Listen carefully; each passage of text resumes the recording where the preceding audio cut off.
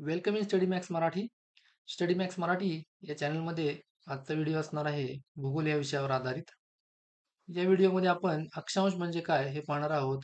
विश्लेषणात्मक माहितीसहित महत्त्वाचे प्रश्न आपण या व्हिडिओमध्ये उत्तरांसहित समाविष्ट केलेले आहेत. MPSC आणि इतर स्पर्धा परीक्षांकरता अतिशय उपयुक्त असा व्हिडिओ असणार आहे, तरी व्हिडिओ सर्वांनी शेवटपर्यंत पाहायचा आहे. आता अक्षांश म्हणजे काय? अक्षांश म्हणजे पृथ्वीवरच्या एका विशिष्ट स्थानाचा भूमध्य रेषेशी आलेला कोनीय मोजमाप. याचा उपयोग पृथ्वीवरील कोणत्याही ठिकाणाचे अचूक स्थान निश्चित करण्यासाठी केला जातो. अक्षांशाची व्याख्या काय बघा. भूमध्य रेषेला 0 अंश धरून पृथ्वीवरील कोणतेही बिंदू उत्तर आणि दक्षिण दिशेने केलेल्या कोनाच्या आधारावर मोजले जाणारे अंतर म्हणजे अक्षांश. आता अक्षांश रेषा ही भूमध्य रेषेच्या समांतर असतात. जी आकृतीमध्ये आपल्याला दिसत आहे बघा. पृथ्वीवर ही मध्यातून गेलेली जी रेषा आहे तिला आपण भूमध्य रेषा असे म्हणतो, जिचा अक्षांश हा 0 अंश असतो आणि 0 अंशापासून उत्तरेकडे 90 अंशापर्यंत आणि 0 अंशापासून दक्षिणेकडे 90 अंशापर्यंत अक्षांशाचे मोजमाप केले जाते. त्या लाल आणि निळ्या रंगात आपल्याला ज्या रेषा दिसत आहेत यालाच आपण अक्षांश रेषा असे म्हणतो. आता अक्षांशाच्या वैशिष्ट्यपूर्ण रेषा कोणकोणत्या आहेत ते आपण पाहूया. पहिली रेषा आहे भूमध्य रेषा. पृथ्वीच्या मध्यभागी असणारी काल्पनिक रेषा म्हणजेच भूमध्य रेषा, तिला आपण विषुववृत्त रेषा असेही म्हणतो. हिचा अक्षांश जो आहे तो 0 अंश असतो.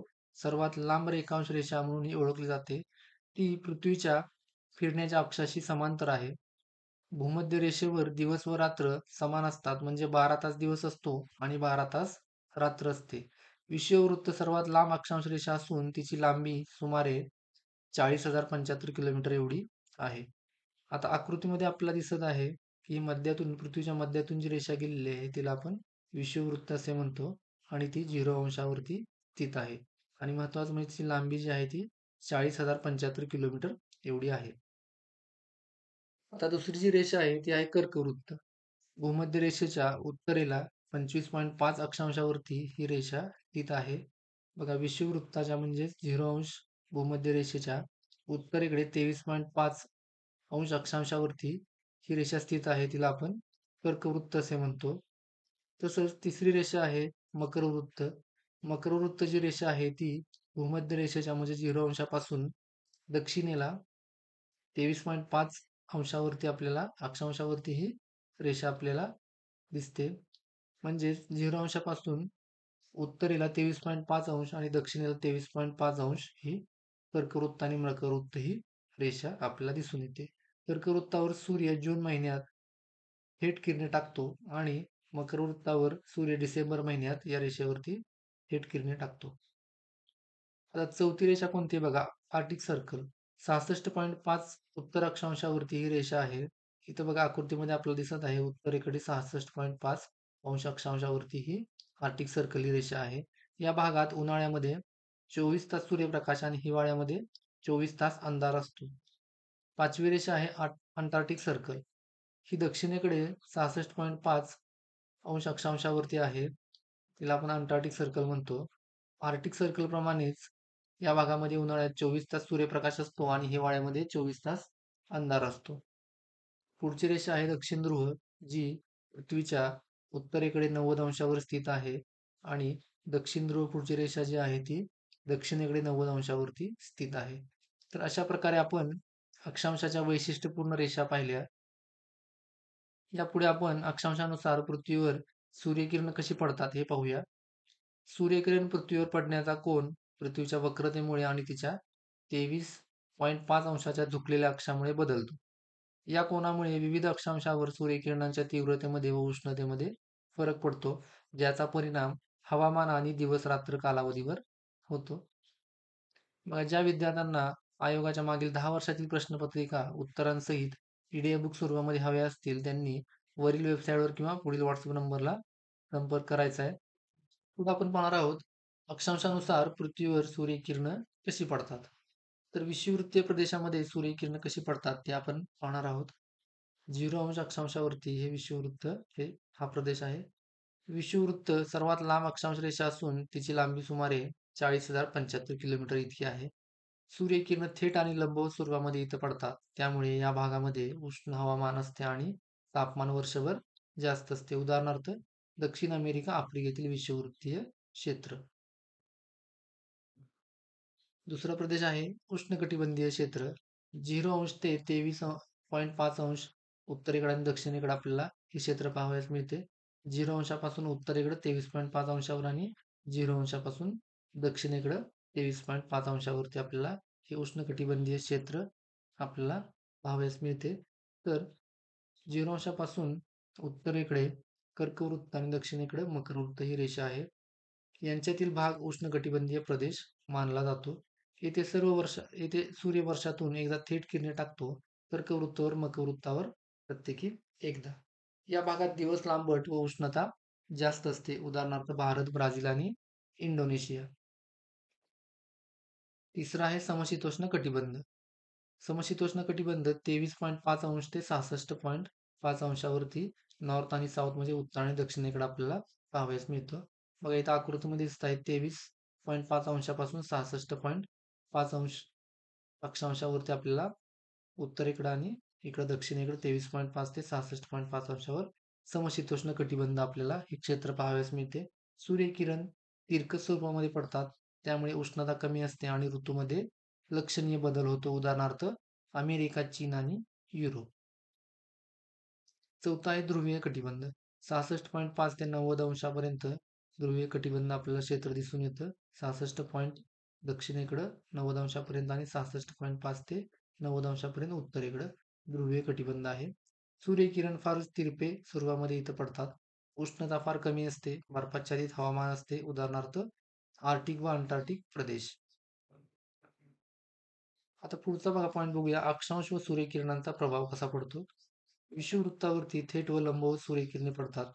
हवामान जे आहे ते उष्ण आणि वर्षभर सम आपल्याला पाहावयास मिळते. 23.5 उत्तर आणि दक्षिणेकडं कधी थेट तर कधी तिरकस सूर्यकिरण पडतात.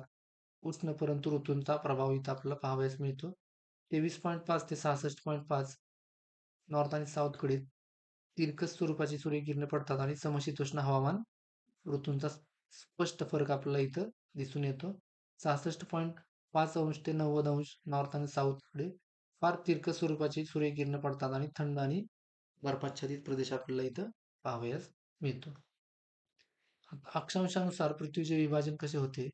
उष्ण कटिबंध, समशीतोष्ण कटिबंध आणि ध्रुवीय कटिबंध. या 3 क्षेत्रामध्ये पृथ्वीचे विभाजन केलेले आहे. आता अक्षांश श्रेणी पण इथं दिलेली आहे बघा.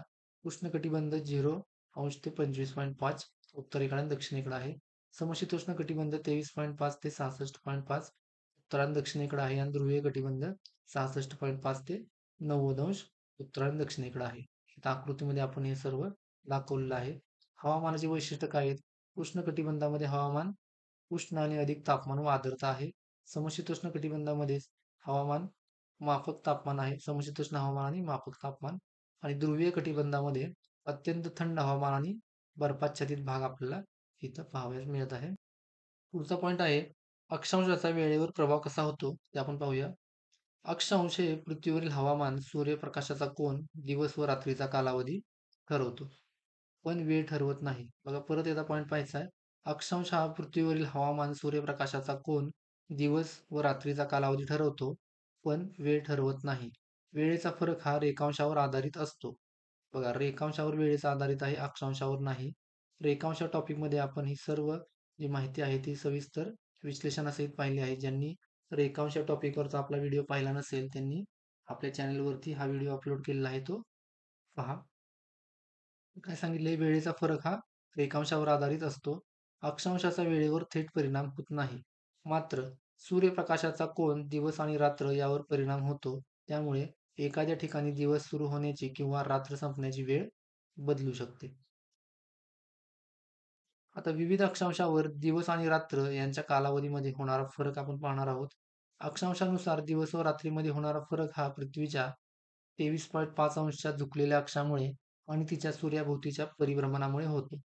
विविध अक्षांशावर दिवस व रात्रीच्या कालावधीतील फरक वेगळा असतो आणि तो मुख्यतः पृथ्वीच्या भूमध्य रेषेपासून ध्रुवाकडे जाताना वाढतो. बघा महत्वाचा पॉईंट आहे. भूमध्य रेषेपासून आपण जसं जसं ध्रुवाकडे जातो तसं दिवसाच्या कालावधीमध्ये आपल्याला वाढ दिसून येते आणि याच पॉइंटवर आयोगाने मागील वर्षामध्ये प्रश्न विचारलेला आहे, तोही आपण पुढं पाहणार आहोत. आता विविध अक्षांशावर दिवस आणि रात्र यांच्या कालावधीमध्ये होणारा फरक आपण पाहूया. तर विषुववृत्तामध्ये कसा फरक होतो बघा. दिवस व रात्र वर्षभर जवळजवळ समान म्हणजे 12 तास दिवस आणि 12 तास रात्र असते. कारण विषुववृत्तावर सूर्य थेट डोक्यावरून जातो. त्यामुळे दिवस व रात्र कालावधीत कोणताही मोठा फरक पडत नाही. इथं आपल्याला विषुववृत्त दिसत आहे आणि इथं सूर्यकिरण जी आहे ती लंबरूप पडतात. हे आपण आकृतीमध्ये इथं दाखवलं आहे. आकृती व्यवस्थित नीट पाहिजे.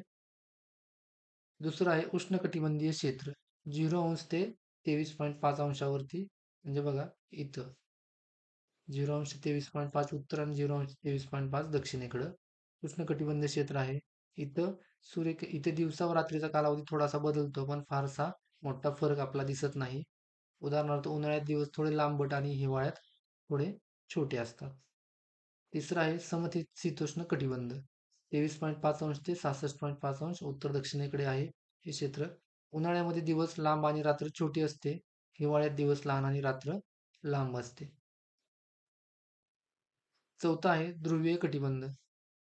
आर्टिक सर्कल उत्तर ध्रुवीय क्षेत्र आणि अंटार्क्टिक सर्कल दक्षिण ध्रुवीय क्षेत्र येथे दिवस व रात्रीचा अत्यंत मोठा फरक असतो. उन्हाळ्यात 24 तास सूर्यप्रकाश आणि हिवाळ्यात 24 तास अंधार आपल्याला इथं पाहावयास मिळतो. ध्रुवीय क्षेत्र म्हणजे आपल्याला इथं दिसतंय 90° ते 66.5 आणि इथं दक्षिणेकडे 90° ते 66.5. आता विविध अक्षांवरती दिवस आणि रात्र यांच्या कालावधीमध्ये होणारा फरक कसा आहे बघा. विषुववृत्तामध्ये दिवस व रात्र नेहमी समान 12-12 तासाचे असतात.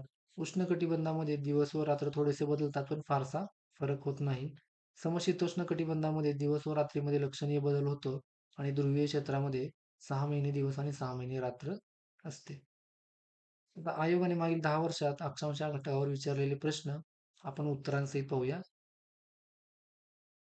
खाली दिलेले अक्षांश आणि दिवसांचा कालावधी यांच्यात जोड्या आपल्याला लावायला सांगितलेले आहेत. एका विभागामध्ये अक्षांश दिलेला आहे आणि दुसऱ्या विभागामध्ये दिवसांचा कालावधी दिलेला आहे. आता आपण मगाशीच एक पॉइंट पाहिला की 0 अंशापासून ध्रुवाकडे आपण जसं जसं जातो तसं दिवसांच्या कालावधीमध्ये आपल्याला वाढ होताना दिसत आहे. आता इथं 0 अंशापासून 41 अंश 63 अंश आणि 66 अंश म्हणजे आपण 0 अंशापासून ध्रुवाकडे जात आहोत पहिल्या विभागामध्ये. त्यामुळे आपल्याला जोड्या कशा लागतील बघा. 0 अंशाला 4 नंबरची जोडी जात आहे कारण 0 अंशावर 12 तास दिवस आणि 12 तास रात्र असते. तसंच 0 अंशाच्या पुढे 41 अंश येतं म्हणजे 41 अंशाला कोणता पर्याय बरोबर असणार आहे. पर्याय क्रमांक 3 15 तास जो आहे तो कालावधी लागणार आहे दिवसाचा. 63 अंशावरती पहिली जोडी जुळत आहे पहिल्या नंबरची म्हणजे 20 तासांचा कालावधी लागणार आहे आणि 66.50 अंशावरती 24 तासाचा लागणार आहे कारण 66.5 अंशावरती दक्षिण ध्रुव येतं आणि दक्षिण ध्रुवामध्ये 24 तास दिवस आणि 24 तास रात्र असते. म्हणजे या प्रश्नाचा अचूक पर्याय असणार आहे पर्याय क्रमांक 3. बघा लक्षात ठेवायचं की 0 अंशापासून ध्रुवाकडे आपण जसं जातो तसं दिवसांचा कालावधी जो आहे तो वाढत जातो. तर एकांशच्या टॉपिकवरती आणखीन काही आपण प्रश्न पाहणार आहोत जे MPSC आणि इतर स्पर्धा परीक्षांसाठी उपयुक्त ठरणार आहेत. पहिला प्रश्न आहे अक्षांश म्हणजे काय? तर याचं उत्तर आहे पर्याय बी. भूमध्य रेषेपासून उत्तर आणि दक्षिणेकडे असलेल्या काल्पनिक रेषा म्हणजे अक्षांश. विषुववृत्त कोणत्या अक्षांशावर स्थित आहे? तर विषुववृत्त 0 अंश अक्षांशावरती स्थित आहे. ध्रुवीय प्रदेशामध्ये 6 महिने दिवस आणि 6 महिने रात्र का असतात? तर पृथ्वीच्या झुकलेल्या अक्षामुळे ध्रुवीय प्रदेशामध्ये 6 महिने दिवस आणि 6 महिने रात्र असतात. कर्कवृत्त कोणत्या अक्षांशावर आहे? तर कर्कवृत्त जे आहे 23.5 अंश उत्तरेकडे या अक्षांशावरती आहे. विषुववृत्तीय प्रदेशामध्ये दिवस व रात्रीचा कालावधी किती असतो? तर विषुववृत्तीय प्रदेशामध्ये 12 तास दिवस आणि 12 तास रात्र असते. मकरवृत्त कोणत्या अक्षांशावर स्थित आहे? तर मकरवृत्त जे आहे ते 23.5 अंश दक्षिणेकडे या अक्षांशावरती स्थित आहे. पृथ्वी कोणत्या कोनात झुकलेली आहे? तर या प्रश्नाचं अचूक उत्तर आहे पर्याय बी 23.5 अंश या कोनामध्ये पृथ्वी जी आहे ती झुकलेली आहे. उष्णकटिबंधीय क्षेत्र कोणत्या अक्षांशादरम्यान असते? तर याचं उत्तर आहे पर्याय ए 23.5 अंश उत्तर ते 23.5 अंश दक्षिण या अक्षांशादरम्यान उष्णकटिबंधीय क्षेत्र आपल्याला दिसून येतं. आर्क्टिक सर्कल कोणत्या अक्षांशावर आहे? आर्क्टिक सर्कल 66.5 अंश उत्तर या अक्षांशावरती स्थित आहे. पृथ्वीच्या झुकावामुळे कोणता परिणाम होतो? पृथ्वीच्या झुकावामुळे दिवस व रात्रींच्या लांबीतील आपल्याला फरक दिसून येतो. विषुववृत्त प्रदेशामध्ये हवामान कसे असते? तर विषुववृत्तीय प्रदेशामध्ये हवामान उष्ण आणि दमट पाहायला आपल्याला मिळते. ध्रुवीय भागामध्ये सूर्यकिरण कोणत्या स्वरूपामध्ये पडतात? तर अतिशय तिरप्या स्वरूपामध्ये ध्रुवीय भागामध्ये सूर्यकिरण आपल्याला पडताना दिसून येतात. समशीतोष्ण कटिबंध कोणत्या अक्षांशादरम्यान असते? तर समशीतोष्ण कटिबंध 23.5 अंश ते 66.5 अंश उत्तर आणि दक्षिणेकडे या अक्षांशादरम्यान आपल्याला समशीतोष्ण कटिबंध हा क्षेत्र पाहावयास मिळते. संपात बिंदू म्हणजे काय? पर्याय ए बरोबर आहे. दिवस आणि रात्र समान असण्याचा दिवस म्हणजे संपात बिंदू. वर्षातून किती वेळा सूर्य विषुववृत्तावर थेट असतो? याचं उत्तर आहे 2दा. विषुववृत्ताजवळ सूर्यकिरणे कसे पडतात? तर थेट आणि लंब स्वरूपाचे सूर्यकिरण जे आहे ते विषुववृत्तावरती पडतात. ध्रुवीय भागामध्ये उष्णता कमी का असते?